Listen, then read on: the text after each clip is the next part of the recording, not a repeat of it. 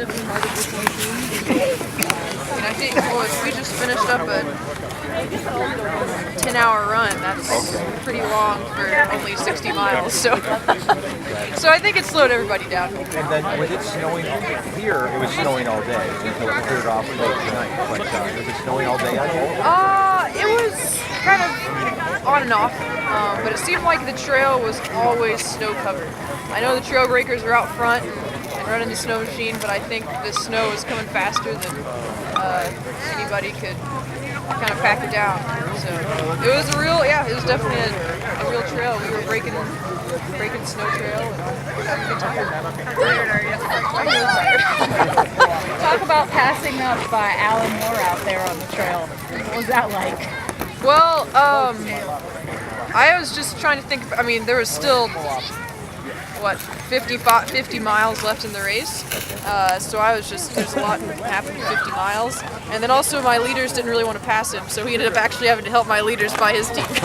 so I was just saying thank you, but yeah. Now, when you started, everybody was a rookie this year because of the way the trail was different because of the lack of snow in some parts. How did that affect your planning or strategies of this way? I guess since the first leg was 70 miles, I had a lot more rest concentrated at the start of the race. Since there's a 70 and then a 34, but it's a really rugged 34 with a lot of hills, and then another 70. So I tried to have a lot of rest at the beginning of the race to make sure that they were rejuvenated for this last stretch, which seemed to work. Yeah. Then you had one dog in the bag.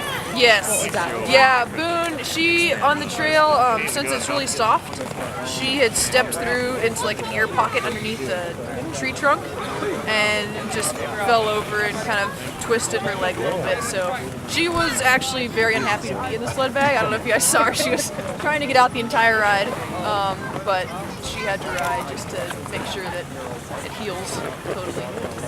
And what did you think of the trail and not having to go up over the summit from just China to Summit, right? I really like that section of trail.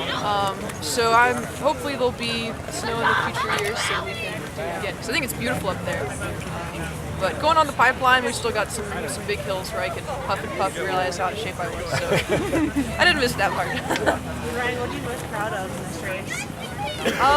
Probably the dogs, for sure. I mean, it's just amazing what they've done. This is pretty much the same team I had when we finished third, and then when we finished second last year, and now first. So it's just really cool to see. I mean, there's been a couple substitutions, but for the most part, it's like the exact same team. So it's really cool to see them mature and develop. It's just really awesome. And it's really fun because they have that team unity as well.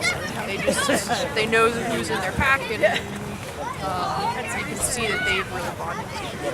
Yeah, I'm most proud of them. Did you feel pretty confident you had it for the second half of the race? Or? No, I didn't actually feel confident until like 5 miles ago. If I had to bag another dog or had leader issues, there's just so many things that or took a wrong trail. There's just so much that could change up the standings. Yeah, I didn't let myself think about it until I got there. Now, what are your plans for the rest of the season? We're signed up for the Yukon Quest. Is this the team that will be doing that? A lot of them, yes. There might be a couple changes, but for the most part, it's the same team. We can look forward to seeing you defend your title. Absolutely. So after a third finish, a second finish, and now first, boy, what you top that? You couldn't tell it was like. I'd be happy with another first. There you go. Okay. That's great. Congratulations. We've been talking with Ryne Olson, and third, second, finally a first. Congratulations on the championship. Thank you. Yeah! All right, Ryne.